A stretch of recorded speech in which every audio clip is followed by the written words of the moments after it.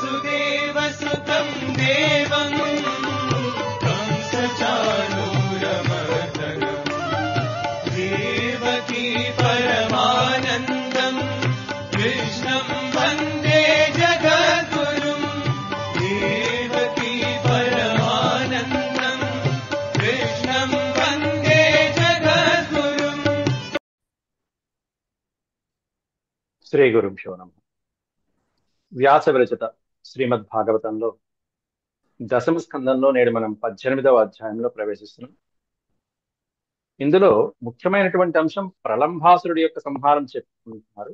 అయితే దీంట్లో ఈ రోజు మనం ప్రవచనంలో ముఖ్యంగా చెప్పుకునేది ఏంటంటే, ఈ బృందావనంలో వేసవి కాలంలో బలరామకృష్ణుల యొక్క పవిత్రమైనటువంటి అవతార కారణంగా వేసవిలో కూడా ఏ విధమైనటువంటి ఆహ్లాదకరమైనటువంటి వాతావరణం చోటు చేసుకున్నది అనేది వ్యాసులు వారు చక్కగా వర్ణిస్తున్నారు 15 శ్లోకాల్లో. అంత సూర్య తాపంలో కూడా బృందావనం ఎంత చల్లగా ఉన్నది, ఎంత రమ్యంగా ఉన్నది అనేటువంటిది అనేక శ్లోకాల్లో వర్ణిస్తున్నారు. ముందు ముందు కూడా అనేకమైనటువంటి అధ్యాయాలలో ఏ ఋతువుల్లో బృందావనం ఏ విధంగా ఉన్నది అనేటువంటి శోభాయకరమైనటువంటి వర్ణనలు మనం ముందు ముందు కూడా చూస్తాం. ముందుగా గణేశ వ్యాసుల్ని స్మరించుకుని ప్రవచనం ప్రారంభం చేసుకుందాం.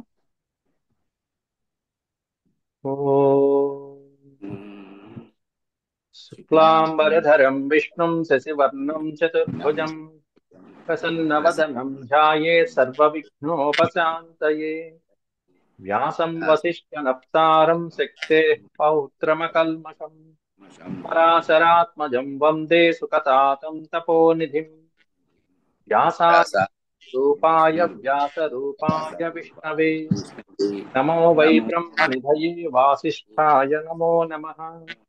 నారాయణం నమస్కృత్య నరం చైవ నరోత్తమం దేవీం సరస్వతీం వ్యాసం తతో జయముదీరయేత్.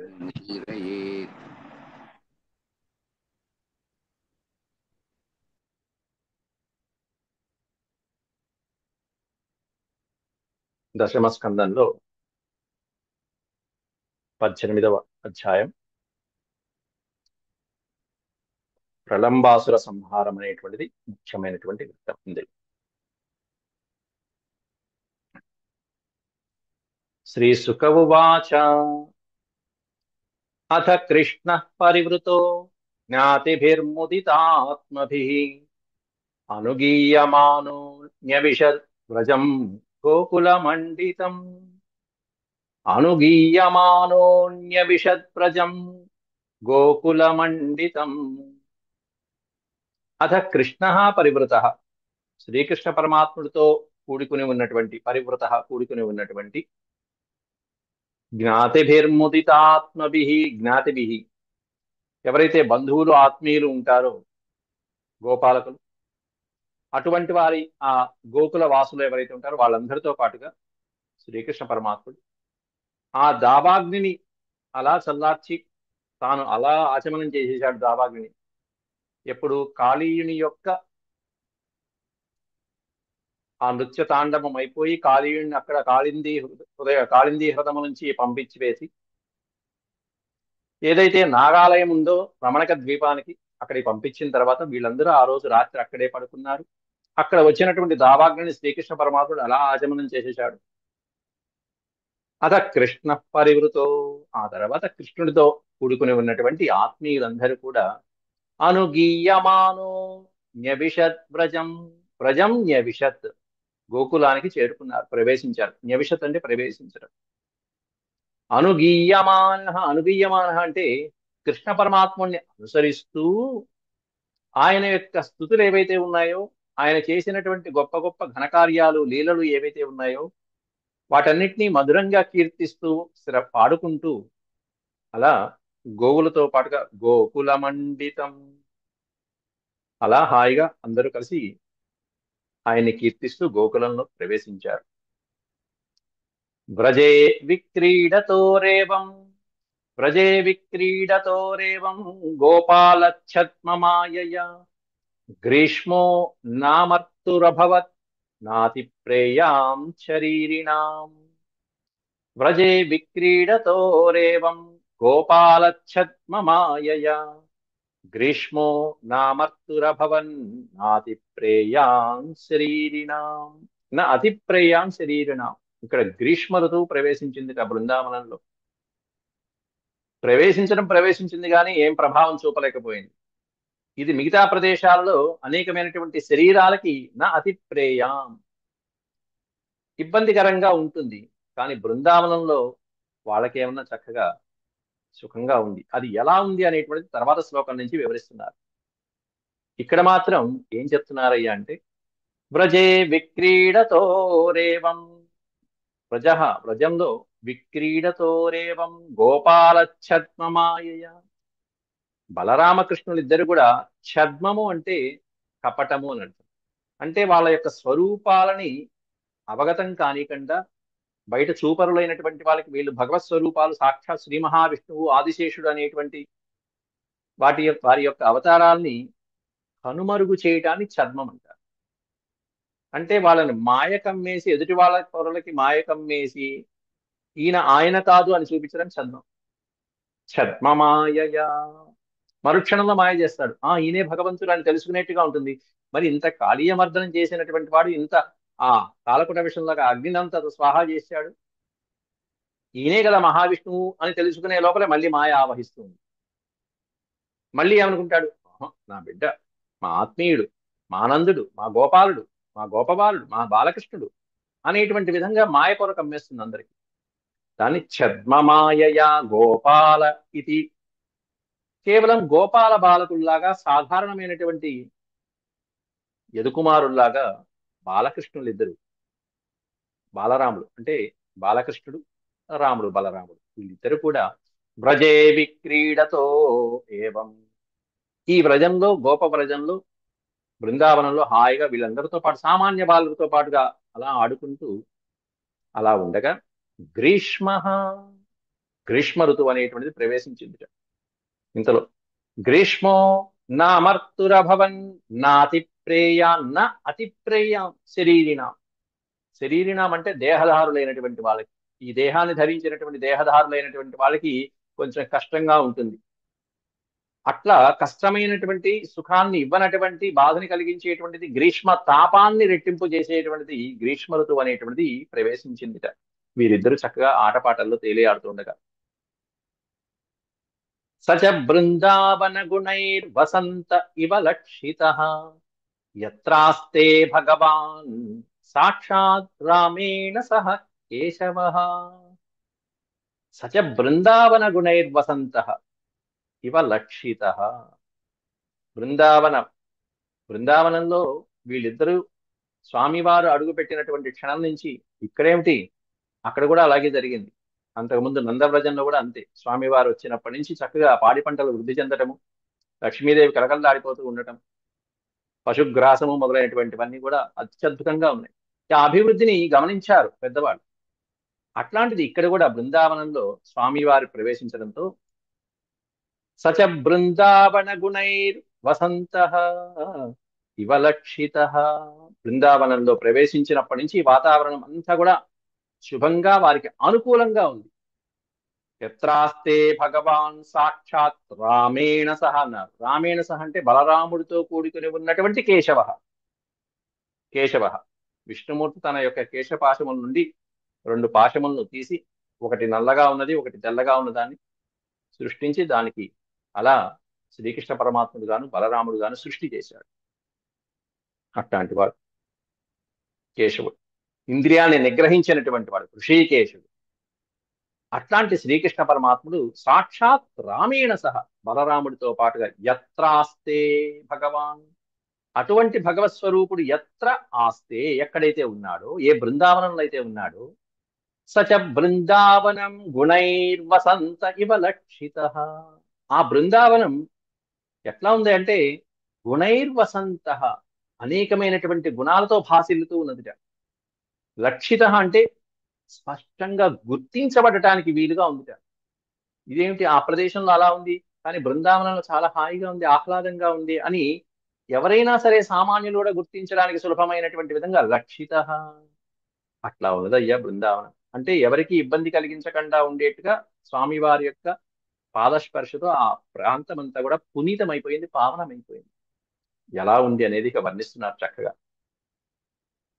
యత్ర నిర్ఝర నిర్హ్రాద నివృత్త స్వన జల్లికం శశ్వత్త శ్రీకర ఝీష ద్రుమమండల మండితం. యత్ర నిర్ఝర నిర్హ్రాద నివృత్త స్వన జిల్లికం.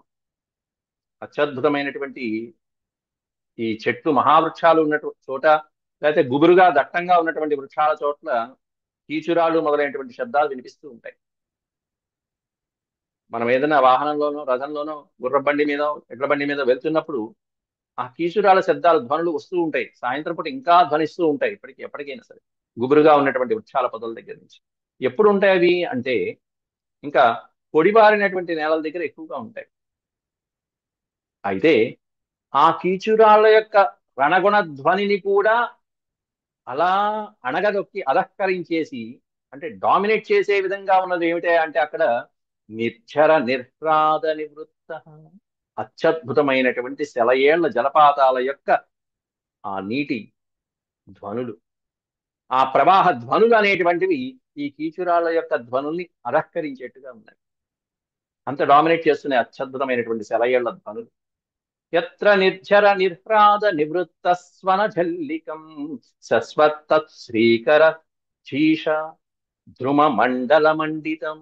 ద్రుమము అంటే వృక్షము, ద్రుమ మండలము అంటే వృక్షముల యొక్క సముదాయం, వృక్షముల యొక్క సమూహం అంతా కూడా అలా అలంకరించబడినట్టుగా ఉంది బృందావనంలో. ఎట్లా అంటే ఆ యమునా నదీ తీరం వేసవికాలం వచ్చిందంటే స్వామి ఒక్కసారి స్మరించంగానే ఆ యమునా నది నుంచి ఒక్క అత్యద్భుతమైనటువంటి జలపాతాలు, వాటి యొక్క నీటి తుంపరులు అలా ఒక్కసారిగా వచ్చి పక్కనే వెదజల్లితే ఆ జలపాతాల్లోంచి ఆ పక్కన ఉన్నటువంటి ప్రదేశం అంతా కూడా మీరు ఒక్కసారి, మీకు అనుభవాలు ఎన్నో ఉంటాయి కాబట్టి, అలా ఎండగా ఉన్నటువంటి ఆ మట్టి నేల మీద ఒక్కసారిగా వర్షపు జినుగులు కానీ, లేకపోతే ఏదైనా ఫౌంటైన్ నుంచి వచ్చినటువంటి నీరు కానీ పడంగానే ఆ మట్టి వాసన చూడండి ఎట్లా ఉంటుంది, ఎంత అత్యద్భుతంగా ఉంటుంది. అంతేకాకుండా అదే ప్రదేశంలో పచ్చిక బయల్లో చక్కటి వృక్షాలు ఉన్నాయనుకోండి, ఇంకెంత శీతలంగా ఉంటుంది, ఇంకెంత హాయిగా చల్లగా ఉంటుంది. అట్లాంటి సన్నివేశాన్ని వర్ణిస్తున్నారు సహజమైనటువంటి రీతిలో. శశ్వత్త శీకర ధీష, శీకరం ఆ నీటి తుంపరలు, జలపాతంలో ఉండేటువంటి నీటి తుంపరలన్నీ పడి పక్కన ఆ కింద ఉన్నటువంటి నేలంతా కూడా ఒక పక్కన మట్టి వాసన, ఓ పక్కన ఏమన్నా పచ్చిక బయళ్ళన్నీ చక్కగా తడిసిపోయి, అంతేకాకుండా వృక్షాల యొక్క సంపద అత్యద్భుతంగా పెరిగి చల్లగా శీకరంగా చల్లగా ఉన్నాయట. ఆ ద్రుమముల యొక్క మండితం సమూహం అంతా కూడా, వృక్షముల యొక్క సమూహం అంతా కూడా చల్లగా ఉన్నటువంటి ప్రదేశాన్ని వర్ణిస్తున్నారు. అంటే చెట్లన్నీ పచ్చగా ఉన్నాయి ఆ సమయంలో కూడా, వేసవి ఋతువులో కూడా చెట్లు, పచ్చగా బయళ్ళు అన్ని చక్కగా ఉన్నాయి. అంతేకాకుండా సెలయేళ్ల ప్రవాహం అనేటువంటిది అత్యద్భుతంగా ఉన్నది, రమణీయంగా ఉన్నది.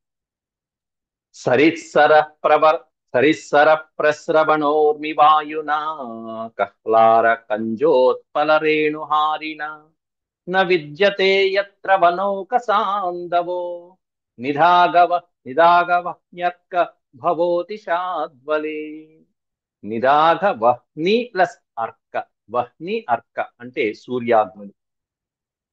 ఆ సూర్యాగ్నుల యొక్క బాధ నుంచి ఉపశమనాన్ని పొందుతున్నారు ఎవరై అంటే ఒక్క బృందావనంలో ఉన్నటువంటి వాసులు. మిగతా వాళ్ళందరూ ఆ సూర్యతాపాన్ని గిలగిల్లాడిపోతుంటే బృందావనం వాసులేమన్నా సూర్యుడా, అబ్బే ఏం పెద్దగా మాకేం అనిపించటం లేదే, ఆ సూర్యతాపం వల్ల ప్రభావం అనేటువంటిది వీళ్ళ మీద పడట్లా. ఎంత అదృష్టవంతులు. సరిసర ప్రస్రవణోర్మి వాయున. సరిత్ సర ప్రస్రవణ అంటే, సరిత్ అంటే నది, ఆ యమునా నది ప్రవాహం నుంచి వస్తున్నటువంటి జలపాతాలు, ఆ జలపాతాల మీద నుంచి వస్తున్నటువంటి చల్లటి వాయువుల వలన ప్రస్రవణోర్మి వాయున కహ్లార కంజోత్పల రేణుహారిన. నీళ్లు బానే ఉన్నాయి సార్, ఆ తర్వాత వాయువులు బానే ఉన్నాయి. నీళ్లు వాయువులు వస్తే సరిపోతుందా? కాస్త ఏదైనా సుగంధ భరితమైనటువంటి కూడా యాడ్ చేస్తే ఇంకాస్త బాగుంటుంది కదా. అందువలన కహ్లార కంజోత్పల అంటూ అనేకమైనటువంటి కరువుల యొక్క సుగంధభరితమైనటువంటి పుప్పుడు రేణువుల నుంచి వచ్చినటువంటి పరిమళాన్ని ఏర్పాటు చేశారు. సాయంత్రం పూట వేసవికాలం వచ్చిందంటే పొద్దునంతా ఇంట్లో కూర్చుంటాం, సాయంత్రం అయ్యేటప్పటికి ఏ ఉద్యానవనాలకో ఏ తోటలలోకో హాయిగా ఆహ్లాదంగా విహరించడానికి వెళ్ళేటువంటి వాళ్ళని మనం ఎంతో మందిని చూస్తూ ఉంటాం. కొంతమంది అయితే ఏసీ హాల్ ఎక్కడ దొరుకుతాయి, షోరూమ్లు ఎక్కడ దొరుకుతాయని చూసుకుంటూ లోపల దూరుతూ ఉంటారు. హాయిగా ఏసీ వేసి చల్లగా ఉండాలి, ఆహ్లాదంగా ఆనందంగా ఆహ్లాదంగా ఉండే ప్రదేశాల్లో విహరించడం అనేటువంటి సాయం సంధ్యల్లో బాగుంటుంది. అయితే మనం కూడా చూడండి, ఇప్పుడు ఏదైనా సమ్మర్లో పొద్దునంతా ఇంట్లో ఉండి సాయంత్రం అయ్యేటప్పుడు ఒక మంచి ఏసీ షోరూమ్ లోకి వెళ్ళామంటే, మంచి ఏసీ షోరూమ్, పెద్ద షోరూమ్, తలుపు తీయగానే ఒక్కసారిగా చల్లటి వాయువులు వస్తాయి. ఆహ్ అనుకుంటారు ఒకసారి. ఆ వాయువులకి తోడు వాళ్ళు ఏం చేస్తారు, పర్ఫ్యూమ్ స్ప్రే, ఆటోమేటిక్ గా లోపల షోరూమ్ అంతా పర్ఫ్యూమ్ వాసన, మంచి వాసన, ఆహ్లాదంగా ఆనందంగా ఆస్వాదిస్తాం. అంటే ఈనాడు మనం ఆస్వాదిస్తున్నటువంటివన్నీ ఆనాడే ఇగో ఈనాటి కావ్యాల్లో వర్ణించేశారు. వ్యాస వాల్మీకుల యొక్క కావ్యాల్లో ఈనాడు మనం అనుభవిస్తున్న సన్నివేశాలు అవన్నీ కూడా, అవి ఇంకా సహజం. ఇది ఇంకా ఆర్టిఫిషియల్. కరెంటు పోతే అవేవి రావు. అక్కడ న్యాచురల్ 24 hours ఆన్ డ్యూటీ, 24/7 ఉంటాయి. ఇలాంటిది కాళిదాసు కూడా అత్యద్భుతంగా వర్ణిస్తారు. హిమాలయ పర్వతాల సౌందర్యాన్ని వర్ణిస్తూ ఆ హిమాలయ పర్వతాలు, ఇంకా ఈ నదీ ప్రవాహాలు ఇవన్నీ కూడా వర్ణించినట్టే అక్కడ హిమాలయాలు సెంట్రల్ ఏసి, అంతా సెంట్రల్ ఏసి, కిలోమీటర్ల కిలోమీటర్ల సెంట్రల్ ఏసి మొత్తం అంతా ఆ హిమాలయాలు, వాటిపై బ్రహ్మాండంగా పెరుగుతున్నటువంటి సాల వృక్షాలు అత్యద్భుతంగా ఉన్నటువంటివి. ఆ సాల వృక్షాలకి కొన్ని ఏనుగులు వచ్చి రుద్దుకుంటాయి. ఒంటి యొక్క దురద తీర్చుకోవడానికి, కండూతిని తీర్చుకోవడం కోసం ఏనుగులు వచ్చి కాస్త ఆ చెట్టుకి రుద్దుకున్నప్పుడు ఆ చెట్టు యొక్క బెరడు ఊడిపోతుంది. ఆ బెరడు ఊడిపోయిన తర్వాత అత్యద్భుతంగా పాలు కారుతాయి. చెట్లకి పాలు స్రవించేటువంటి చెట్లు కొన్ని ఉంటాయి.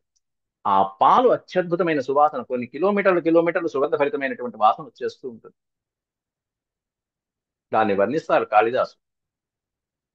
ఆ ప్రాంతంలో ఉన్నటువంటి సిద్ధులు, గంధర్వులు విహరించడానికి ఈ సాయంత్రం వేళలో ఈ విధంగా వస్తూ వీటిని ఆస్వాదించారంటూ కాళిదాసు వర్ణిస్తాడు అక్కడ.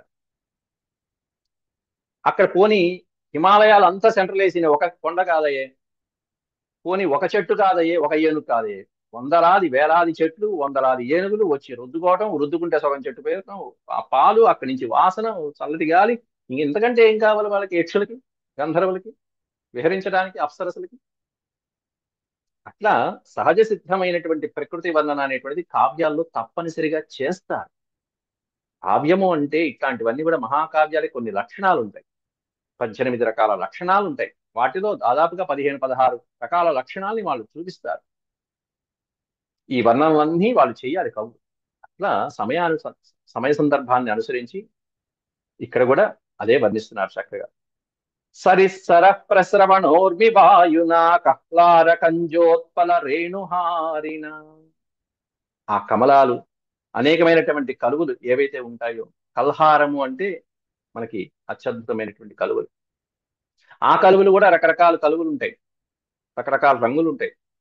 తెలుపు ఉంటుంది, ఎరుపు ఉంటుంది, నలుపు ఉంటుంది, రకరకాలు అనేకమైనటువంటి సుగంధాలు వెదజల్లేటువంటి పద్మాలు ఉంటాయి, కలువులు ఉంటాయి, కమలాలు ఉంటాయి. ఇవన్నీ కూడా వాటి యొక్క పుష్పాల యొక్క పరాగాలు ఏవైతే ఉంటే ఆ పరాగ రేణువులు, ఆ పుప్పుడి రేణువుల నుంచి వస్తున్నటువంటి అత్యద్భుతమైనటువంటి సహజ సిద్ధమైనటువంటి వాసనలు ఆస్వాదిస్తూ అలా హాయిగా ఆనంద పరవశులైపోతున్నారు బృందావన వాసులందరూ కూడా. ఇట్లాంటి ఆనందంలో వాళ్ళకి ఇంకా సూర్యతాపము, అగ్నివేడి ఇవన్నీ ఏం తెలుస్తాయి, అవసరమా ఇంత చల్లగా ఉంటే? న విద్యతే యత్ర వనౌకసాం గవో నిదాగవహ్న్యత్య భవోతిశాద్వలే. అతిశాద్వలే, పచ్చిక బయళ్ళు అంత చక్కగా పచ్చగా ఉంటే, దట్టమైనటువంటి చెట్లు హాయిగా యమునా నది యొక్క నీటి తుంపర్లతో హాయిగా పచ్చదనం కళకళలాడుతూ ఉంటే, వనౌకసాం, ఈ వన విహారం చేస్తున్నటువంటి వాళ్ళందరికీ ఈ బృందావనంలో, ఈ వనంలో ఉన్నటువంటి వాళ్ళకి, బృందావన వాసులకి న విద్యతే, అసలు తెలియనే తెలియట. దేని గురించి తెలియదు? సూర్యుడు తాపమా, ఏంటి ఇది వేసవి కాలమా, అసలు లేదే అట్ట అన్నట్టుగా ఉంది. ఆశ్చర్యం. న విద్యతే నిధాగవహ్న్యత్యభవోతి శాద్వలో. దావానం వచ్చింది అనేది తెలియదు. దావాగ్ని వలన ఆ అడవి దహించుకుపోయింది, పక్కన ఎక్కడో దహించుకుపోయిందిట. మనకు కాదు, మనకి ఏ ఇబ్బంది లేదు, మనకు హాయిగా ఉంది. పోనీ సూర్యుడి యొక్క ఆతపమా అంటే అసలు ఆ సూర్య ప్రభావం అనేటువంటిది ఇక్కడ కనుసూపు మేరలో కనిపించడం లేదు. అంటే వారి తాపాలు, దావాగ్ని జ్వాలల వేడి చేత కూడా ఎటువంటి బాధ లేకుండా శ్రీకృష్ణ పరమాత్ముడి యొక్క పాదస్పర్శతో పునీతమైనటువంటి భూమి ఆ విధంగా పరవశమైపోయిందయ్యా. ఎక్కడైతే పుణ్యాత్ములు ఉంటారో అక్కడ భూమాత పరవశం పొందుతూ ఉంటుంది. పరవశిస్తూ ఉంటుంది. అలాగే అగాధతోయ హ్రదినీ తటోర్మిభిః ద్రవత్పురీష్యా పులినైః సమంతతః నయత్ర చండాంశుకరా విశోల్బణాః భువో రసం శాద్వలితం చ గృహ్ణతే. అగాధ తోయం, అగాధము అంటే మనం చెప్పుకున్నాం కాళింది హ్రదం, పెద్ద ఆ యమునా నదిలో ఉండేటువంటి అనేక ప్రాంతాలలో బాగా లోతుగా ఉన్నటువంటి ప్రాంతాలు ఏవైతే ఉంటాయో వాటిని అగాధం అంటారు. అక్కడ ఉండేటువంటి తోయము అంటే జలములు, నీళ్లు. అగాధ తోయ హ్రదిని తటోర్మిభి. ఈ హ్రదంలో ఉండేటువంటి నీరు ఒక్కోసారి ఈ అలల రూపంలో కొంచెం కొంచెం అలా వచ్చేసి తట ఊర్మిమిహి, తటము అంటే తీరం, ఆ తీరంలోకి ఒక్కోసారి వెదజల్లబడుతూ ఉంటాయి. అలా వచ్చేసి శ్రీకృష్ణ పరమాత్ముడు అలా చూస్తే చాలు, మొత్తం ఎక్కడికి ఏ నీళ్ళు ఎక్కడ పడాలో అక్కడ పడుతూ ఉంటాయి. ఆ తీరంలో పడినటువంటి నీళ్ళన్నిటి యొక్క ప్రభావంతో ఆ ప్రదేశాలన్నీ ద్రవత్పురీష్యా పులినై సమంతతః. ద్రవత్పురీష్యా పులినై, పులినై అంటే చక్కగా అక్కడ ఉన్నటువంటి ఇసుక తిన్నలు, ఆ నదీ పరివాహక ప్రాంతంలో ఉండేటువంటి తీరాలు ఏవైతే ఉంటాయో అవన్నీ కూడా ఎట్లా ఉన్నాయంటే ఫ్రెష్ అయిపోతున్నాయి. పురీష్యా సమంతత, చుట్టూతా ఉన్నటువంటి ఆ తీర ప్రాంతాలు ఇసుక తిన్నెలంతా కూడా ఎలా ఉన్నాయంటే ఏదైనా కొంచెం మురికి ఉంది అంటే కూడా ఆ మురికి కూడా పోయి చక్కగా అత్యద్భుతంగా రమ్యంగా సుందరంగా మలినం లేకుండా ఉన్నాయిట.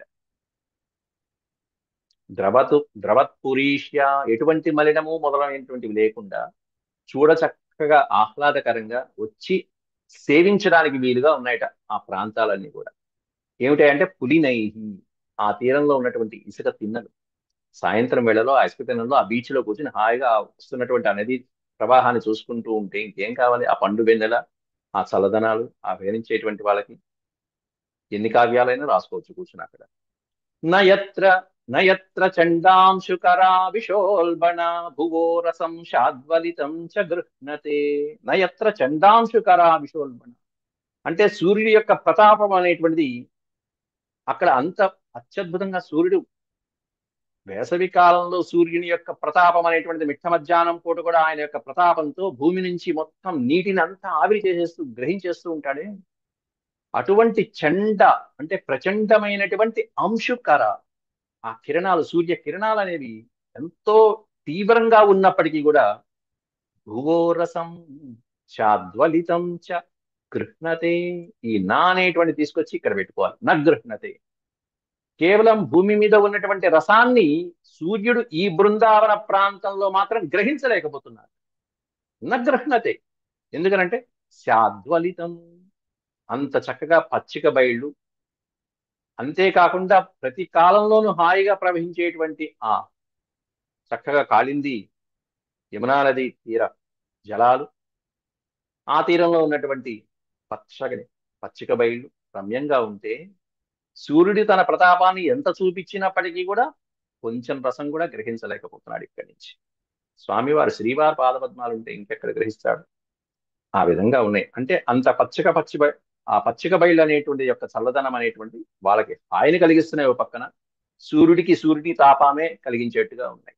ఆయనకి మాత్రం తాపమే, ఇక్కడి నుంచి ఏమి రావట్ల రసం. అంతేకాకుండా అటువంటి వనంలో పక్షులు జంతువులు ఏ విధంగా తమ యొక్క ఆహ్లాదాన్ని వ్యక్తపరుస్తున్నాయి అనేటువంటి తర్వాత శ్లోకంలో వర్ణించారు. కేవలం ప్రాణులు, మానవులే కాకుండా పశుపక్షాదులు కూడా ఇటువంటి ప్రకృతి ఎక్కడ ఉన్నా కూడా వెంటనే అక్కడ వచ్చి వాలిపోతాయి. వనం కుసుమితం శ్రీమన్ వనం కుసుమితం శ్రీమన్నద చిత్రమృగద్విజం గాయన్ మయూర భ్రమరం పూజత్ కోకిల సారసం. వనం కుసుమితం శ్రీమన్, ఆ శ్రీకృష్ణ పరమాత్ముడు శ్రీకృష్ణుని యొక్క నివాస ప్రభావమైనటువంటి ఆ క్షేత్రంలో ఆ బృందావనం అంతా కూడా ఎట్లా ఉంది అంటే కుసుమితం, కుసుమము అంటే పుష్పం, అనేకమైనటువంటి పుష్ప ఫలాలతో నిండిపోయి ఉన్నాయి వృక్షాలు, మహామహా వృక్షాలన్నీ కూడా. ఎక్కడైతే పుష్పాలు ఉంటాయో అక్కడ ఈ భ్రమరములు మొదలైనటువంటివన్నీ వాళ్తూ ఉంటాయి. ఎక్కడైతే ఫలాలు ఉంటాయో అక్కడ పక్షులు మొదలైనటువంటి వాళ్తూ ఉంటాయి. అవన్నీ కూడా అలాగే చల్లదనం ఎక్కడైతే ఉంటుందో, నీటి వసతి ఎక్కడైతే ఉంటుందో అక్కడ జంతువులు ఉంటూ ఉంటాయి. వనం కుసుమితం శ్రీమన్నద చిత్ర మృగద్విజం. మృగద్విజం, మృగములు, ద్విజము అంటే పక్షులు. ఈ మృగపక్షుల సమూహాలు ఏవైతే ఉన్నాయో అవన్నీ కూడా ఈ ప్రాంతంలో ఈ పుష్పభరితమైన ఫలభరితమైనటువంటి బృందావన క్షేత్రంలో హాయిగా విహరిస్తూ శోభిల్లుతున్నాయట. ఎట్లా శోభిల్లుతున్నాయంటే వాటి యొక్క ఆనందాన్ని వ్యక్తపరుస్తూ గాయన్ మయూర భ్రమరం. అత్యద్భుతంగా అక్కడ మృగములు అంటే జింకలు. జింకలు చక్కగా చెంగు చెంగున ఎగురుతూ అక్కడక్కడ నీళ్ళని తాగుతూ ఆ పచ్చిక బయళ్ళని ఆస్వాదిస్తూ లేత పచ్చిగడ్డిని హాయిగా ఆస్వాదిస్తూ అవి ఆనందిస్తున్నాయి, చెంగు చెంగున గంతులేస్తూ తిరుగుతున్నాయి. అంతేకాకుండా అనేక రకాలైనటువంటి పక్షులు ఏవైతే ఉన్నాయో ఆ పక్షుల యొక్క కలకల రావాలు ద్విజం. ద్విజం అంటే పక్షుల యొక్క ఆ నాదముల్ని వింటూ ఆనందంగా ఉన్నారు అక్కడ ఉన్నటువంటి వాసులు కూడా, బృందావన వాసులు. అంతేకాకుండా ఈ నెమళ్ళు, మయూరములు ఏవైతే ఉన్నాయో గాయన్ మయూర భ్రమరం. మయూరము, భ్రమరము రెండు వేరు. ఈ నెమళ్ళ యొక్క చక్కటి క్రేకారావాలు ఏవైతే ఉన్నాయో, ఓ పక్కన వర్షం పడుతుంది అన్నప్పుడు, మేఘాలు వస్తున్నప్పుడు చక్కగా పురివిప్పి నాట్యం చేసేటువంటివి ఒక్కోసారి ఇక్కడ ఉన్నటువంటి చక్కటి ఆహ్లాదకరమైనటువంటి వాతావరణానికి నెమళ్ళు కూడా గానం చేస్తున్నట్టుగా ఉన్నాయి, స్వామిని కీర్తిస్తున్నట్టుగా వాటి. అంతేకాకుండా భ్రమరం గాయన్ మధుర. ఈ భ్రమరములు కూడా, తుమ్మెదలు కూడా వాటి యొక్క ఝుంకార నాదాలతో ఆ ప్రాంతం అంతా కూడా సబడి చేస్తూ కూజిత్ కూజిత్ కోకిల సారసం. కోకిల వేరు, సారసం వేరు. బెగ్గురు పక్షులు అంటారు సారసం అంటే, నీటి కోసం వచ్చేటువంటి బెగ్గురు పక్షులు అవన్నీ కూడా. అట్లా ఇక్కడ కూడా కోకిల యొక్క చక్కటి పంచమస్వర నాదాలు ఏవైతే ఉంటాయో ఆ నాదాలు వింటూ అనేకమైనటువంటి బెగ్గురు పక్షులు రకరకాల ధ్వనులతో ఆ ప్రాంతాన్నంతా కూడా సుందరమయం, నందనవనం చేస్తున్నట్టుగా ఉన్నాయి. ఈ పశుపక్షాదులు అనేటువంటివి ప్రకృతికి అలా పరవశించి అనేక రకాలుగా ఆహ్లాదంగా ఉన్నాయంటే ఆ ప్రాంతం యొక్క మహిమ ఇంక చెప్పక్కర్లా, అత్యద్భుతం. అక్కడ తప్పకుండా మహానుభావులు, దివ్య పురుషులు ఉన్నారనే సంకేతం ఇది, ఇంక చెప్పక్కర్లా. మహాభారతంలో అత్యద్భుతమైన ఉదాహరణ భీష్ముడు ఒక క్వశ్చన్ పేపర్ లీక్ చేసిన సందర్భం ఉంది. 12 సంవత్సరాలు అరణ్యవాసం చేసినటువంటి పాండవుల్ని ధర్మరాజు దుర్యోధనుడు పట్టుకోలేకపోతాడు. ఎక్కడ ఉన్నారు పాండవులు, ఎక్కడ ఉన్నారు, ఎక్కడ ఉన్నారు? ఇంతమంది చారుల్ని, గూఢాచారుని దేశమంతా పంపించాడు, ప్రపంచమంతా పంపించాడు, ఒక్కడు పట్టుకోలేకపోయాడు. చివరికి ఎక్కడ ఉన్నారు? పక్కనే ఉన్నాడు, హస్తినాపురానికి పక్కనే ఉన్నారు, విరాటపురం మత్స్యదేశం, ఎంతో దూరం కూడా కాదు. అలా ఉన్నటువంటి వాళ్ళని పట్టుకోలేకపోయాడు. అప్పుడు భీష్మ పితామహుడు ఒకటే ఒక సందేహం, ఒక అత్యద్భుతమైనటువంటి ఆనవాలు, ఒక క్లూ లాంటిది ఇస్తాడు. అంటే చెప్పనంటే చెప్పేశాడు మొత్తం అంత దుర్యోధనుడికి. ఏమిటి అంటే ధర్మరాజు పుణ్యాత్ముడు. అటువంటి ధర్మాత్ములు ఉన్నటువంటి చోట ప్రకృతి ఎలా ఉంటుంది, గో సంపద ఎలా ఉంటుంది, ప్రజలు ఎలా ఉంటారు, ధన సమృద్ధి ఎలా ఉంటుంది, క్షీర సమృద్ధి ఎలా ఉంటుంది, సస్యశ్యామలంగా పంటలు, పైర్లు ఇవన్నీ ఎలా ఉంటాయి అనేటువంటి ఒక లిస్ట్ ఇస్తాడు. అయిపోయింది, పట్టేశాడు దుర్యోధను. ఇట్లాంటివన్నీ కూడా ఈ మధ్య చారులు చెప్పారు, విరాట పర్వ మత్స్యదేశంలో ఇటువంటి అభివృద్ధి కలిగిందని చెప్పి విన్నానని చెప్పి అప్పుడు తెలుసుకుంటాడు. భీష్ముడు చెప్పనేలా, వాళ్ళ నెత్తిన పడేయనేలా, అనవసరంగా పాండవులకి ఇబ్బంది కలిగించినట్టు కాదు. ఇది భీష్ముడు చేసిన పని. సరే, అవి తర్వాత విషయం. ఎందుకు చెప్తున్నానంటే పుణ్యాత్ములు ఉన్నటువంటి ప్రదేశంలో ప్రకృతి ఈ విధంగా పరవశింప చేస్తూ ఉంటుందని చెప్పి. ఎందుకంటే పశుపక్షాదులు ఇంకా తొందరగా గుర్తుపడతాయి మానవుల కంటే కూడా, అవి అంత ఆహ్లాదంగా ఉన్నాయి. అలాగే క్రీడిష్యమాణస్తత్కో తత్కృష్ణో భగవాన్ బల సంయుత వేణుం విరణయన్ గోపైర్ గోధనై సమృతో విశత్. అట్లాంటి ఆ బృందావనంలో గోపాల బాలుడు శ్రీకృష్ణ పరమాత్ముడు ఆ బలరాముడితో పాటుగా ఆనందంగా ఆడుకుంటూ లోపలికి ప్రవేశిస్తున్నాడు అంటూ వర్ణిస్తున్నారు ఇక్కడ. క్రీడిష్యమాణ, ఆడుకుంటూ ఆనందంగా, తత్కృష్ణ భగవాన్ బల సంయుత. బల సంయుత అంటే బలరాముడితో కూడుకుని ఉన్నటువంటి శ్రీకృష్ణ పరమాత్ముడు ఎలా ప్రవేశిస్తున్నట్ట? వేణు విరణయన్, వేణునాదంతో హాయిగా ఆహ్లాదంగా ఊదుకుంటూ తన గానంతో అందరినీ మైమరిపంపు చేస్తూ మాయల్లో పడేస్తూ, గోపైర్ గోధనై, గోపై గోధనై, ఒకటేమన్నా గోపాలకులతో కూడుకుని, గోధనంతో కూడుకుని, గోవులతో కూడుకుని, సమృతో అవిషత్, సమృత అనే పదానికి అర్థం కూడుకొని, అటు గోవులతోనూ గోపాలకులతోనూ బలరాముడితో కూడుకుని ఉన్నటువంటి శ్రీకృష్ణ పరమాత్ముడు హాయిగా వేణు ఊదుకుంటూ ఆనందంగా ఆ బృందావనంలో ఆహ్లాదంగా ఈ సన్నివేశాలన్నీ చూసుకుంటూ లోపలికి ప్రవేశిస్తున్నాడయ్యా అంటూ వర్ణిస్తున్నారు అక్కడ. ఆడుతూ పాడుతూ ముచ్చటగా ఆ సుందరమైనటువంటి యమునా నది తీరంలోంచి అలా బృందావనంలో ప్రవేశిస్తున్నాడు. అంతేకాకుండా అక్కడ ఈ గోవుల్ని తీసుకుని వెళ్ళి అటు ఇటు మేపడానికి కూడా ఆడుకుంటూ వెళ్తూ ఉంటారుగా గోపాలకులు. అలా తిరుగుతూ తిరుగుతూ అనేకమైనటువంటి ప్రాంతాల్లో ఆనందంగా ఎలా ఆటలు ఆడుకుంటున్నారు అనేటువంటి తర్వాత శ్లోకంలో చెప్తున్నారు ఇక. అంతేకాకుండా ఆ ఆటల మధ్యలోనే ఇక ముందు శ్రీకృష్ణ పరమాత్ముడి యొక్క అలంకారాలు ఎలా ఉన్నాయి, ఎంత సహజ సిద్ధంగా ఉన్నాయి అనేటువంటి 9వ శ్లోకంలో వర్ణిస్తున్నారు. ప్రవాళ బర్హస్తబక స్రగ్ధాతు కృతభూషణా స్రగ్ధాతు కృతభూషణా రామ కృష్ణాదయో గోపా రామకృష్ణాదయో గోపా నృతుర్ నృతుర్ యుయుధుర్ జగుహు యుయుధుర్ జగుహు. జగుహు అంటే బయలుదేరటం, వెళ్ళటం. అంతేకాకుండా పాడటం, గానం చేయటం. ప్రవాళ బర్హస్తబక స్రగ్ధాతు కృతభూషణ రామకృష్ణాదయో గోపా నృతుర్ యుయుధుర్ జగుహు. చక్కగా లేత ఆకులు, ప్రవాళములు, మొగ్గలు, లేత లేత ఆకులు మొదలైనటువంటివన్నీ కూడా నెమలి పింఛన్ దగ్గర నెత్తిన పెట్టుకునేటువంటి అనేకమైనటువంటి అలంకారాలుగా అలంకరించుకున్నారు. అనేకమైనటువంటి తీగలతో చేసినటువంటివి ఏవైతే ఉంటాయో వాటిని అన్నింటినీ కూడా అలంకారంగా పెట్టుకున్నారు స్వామి అక్కడ. ఎవరితో పాటుగా? బలరామకృష్ణులతో పాటుగానే.